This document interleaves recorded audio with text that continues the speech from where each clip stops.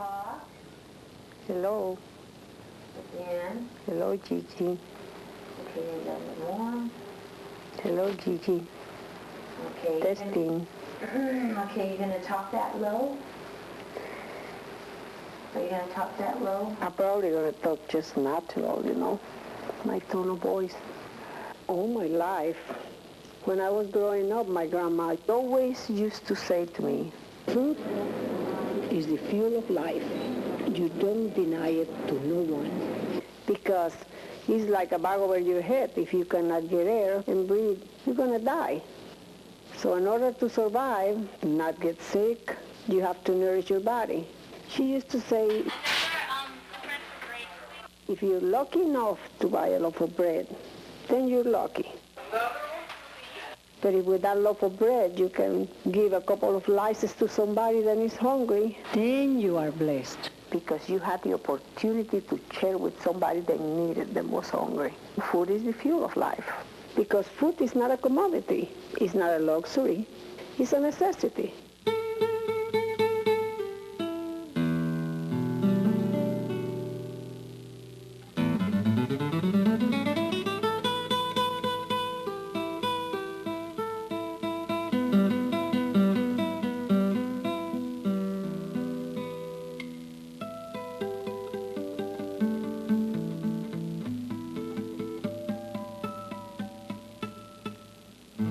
Oh, hi, Terry.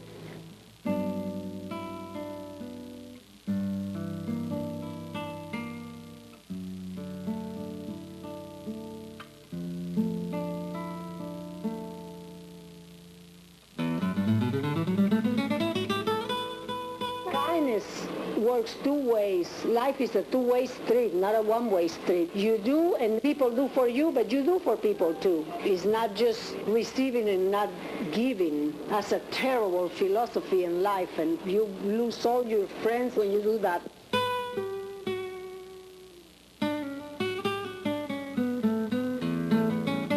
I remember the days after your dad left. I was left by myself to take care of all the kids. How hard I work in that place. Grabbing every hour they could give me. 5 years. Oh boy. Because the whole time you were growing up, I never took a job. Figured out I had a job. It's important enough just raising my kids. But the point is nobody ever turn off our electricity or the water and the mortgage. Because I figured out somehow we eat, but they have to have at least the security of a home. We ate a lot of beans in those days.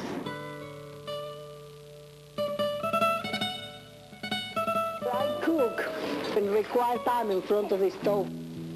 You just teach your kids. You know kids are going to be kids. They're going to do things that are going to dare adults and stuff like that to see how far they can go. I used to have my stupid policy then saying, mejor llevar la carga que arriar el burro, which means I'd rather carry the load than be pushing the donkey up the hill. Such shame. You wind up with kids and don't want to work, they don't want to do nothing. They get their paychecks, grow party.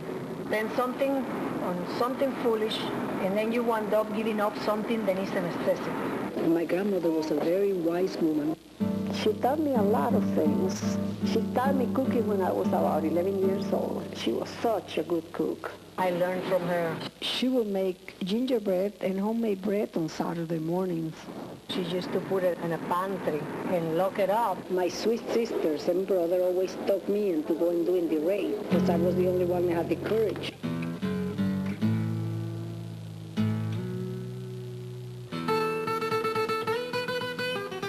I got in and I heard her coming and I hid her behind the door. But she closed the door and locked it from the outside.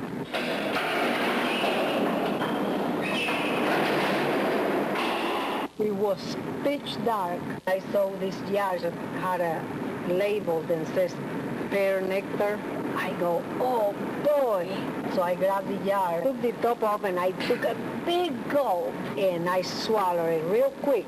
I didn't stop to think, oh Lord. It was pork grease. Every hair on my back stood up straight. I wanted to take as much as I could in one swallow for being a pig. I didn't want to get anything she had in there from then on.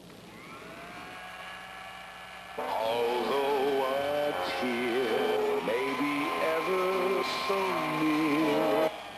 Well, my mother died when I was 3 years old.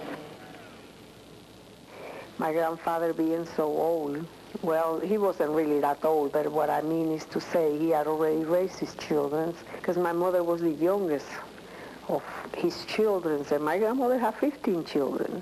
So when my mother died, he had 3 girls all of a sudden at home. He didn't feel like he wanted to go through that hassle again. Nobody called it in those days child abuse. They used to call her child discipline because they had us so strict. But to this day, I don't regret all this stuff they did to me, because I think I would have turned out not as stable as I did if I had been raised another way. Life was really different.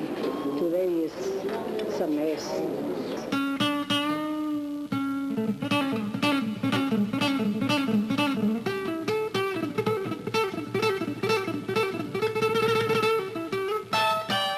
I came back to Florida and I took a trip down Nebraska and I thought, what a dumb. I do great cakes. I went to Chicago to school.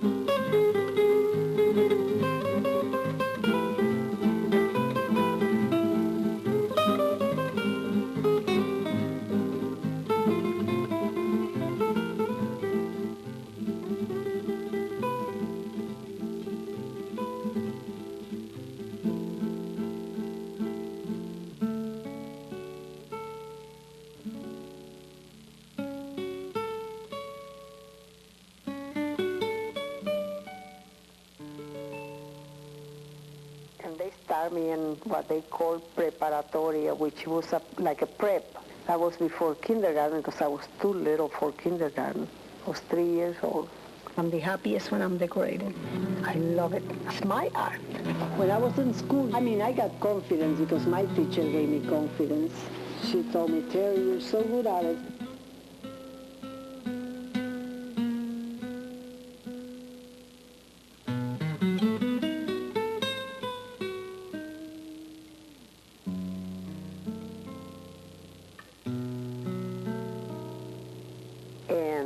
I learned to read real quick. By the time I was in kindergarten, I was reading from books that the senior girls were reading from in the class. So when the nuns used to call for dinner, all the girls have to form a line and come into the dining room.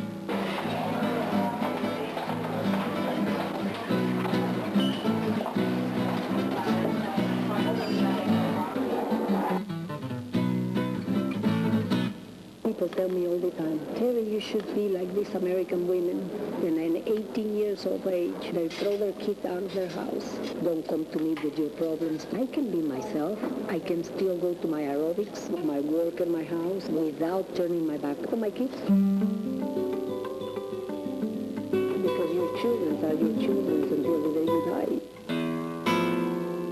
It was a custom. Everybody has to be very quiet during the dinner. Everybody sit down, and one girl had to stand in front in the dining room and do the reading, and everybody listened to what she read. And that's the way dinner was, so nobody would talk, you know. This area is doomed. People doesn't appreciate anything that is delicate, decorated exquisitely. They don't want nothing with petunias and Easter lilies or pansies. They just want the regular common cakes that every Tom and Dick and Harry can make. I'm wasting away. I just don't have good luck when it comes to finding customers. But see, the thing is, I don't want it to be too much like a business. I want my cakes to be an art.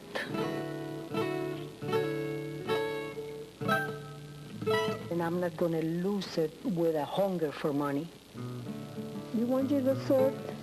Go ahead and have as much as you want to, as long as you don't waste it. And a lot of times, I was the youngest in the whole school. I mean, I was the baby, and I would do the reading for all the girls.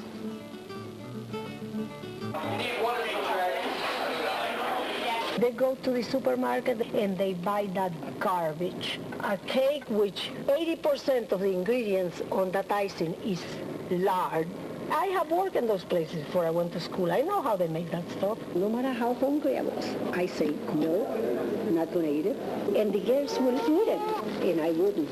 I would say, I'm going to see who give up first. They ended up calling my grandfather and saying, we cannot tame this girl. What they didn't say to him was, she won't do illogical things that we request of her.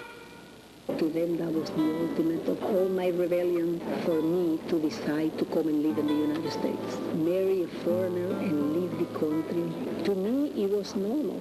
I remember the teacher telling them, the best way to learn a language is to sing in that language. So you learn a song and you sing in the language. That way your tongue gets used to the flow of the words, the pronunciation. And he told his class, he said, I can't believe this little kid. So I can make you the best cake I've ever been. My art. I decorated. I won a lot of awards and things for reading. It'll be a masterpiece, I promise. It was so pretty. It was something to do with Mother Penguin. You never know just how much I love you. You never know just how much I care. And if I tried, I still couldn't hide my love for you. You ought to know the times that I told you so, a million once more. You went away in my heart when with you. I speak your name in my every prayer. If there is some other way to tell you that I love you, I swear I don't know how. You never know if you don't know now. I never forgot